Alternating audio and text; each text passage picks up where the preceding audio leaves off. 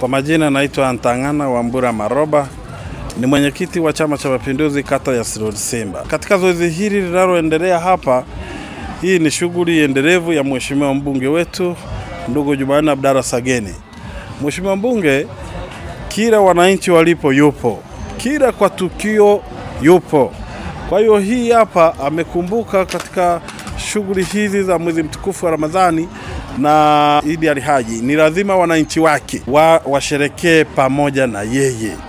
Kwa hiyo hii shughuli ameifanya kwa maksudi kwamba wananchi wa jimbo la Butiama ni lazima wapate kitoweo kwa kila kitongoji, lakini pia kwa kila msikiti ulipo.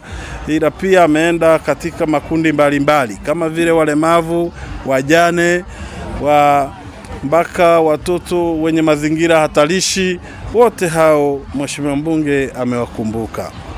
Sisi wananchi wa Butiama tunasema hii ni tunu tulionayo kwa kweli, kwa kiongozi huyu anayekumbuka wananchi kila muda, yuko jimboni, hata kama ana majukumu ya kiserikali mengi, lakini kila tukio lazima akumbuke wananchi wa Butiama. Tunamshukuru sana ndugu Jumanne Abdalla Sageni, mbunge wetu wa jimbo la Butiama, ambaye pia ni naibu waziri katiba na sheria.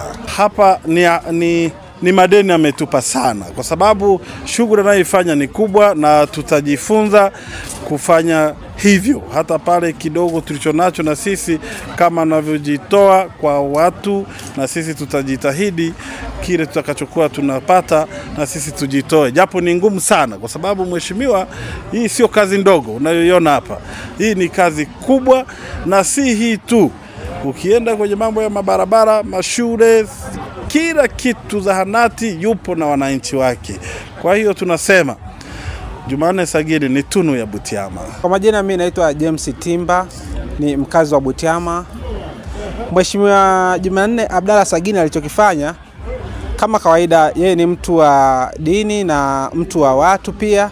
Ameguswa, huwa anaguswa kwa shida mbalimbali, changamoto mbalimbali anazitatua.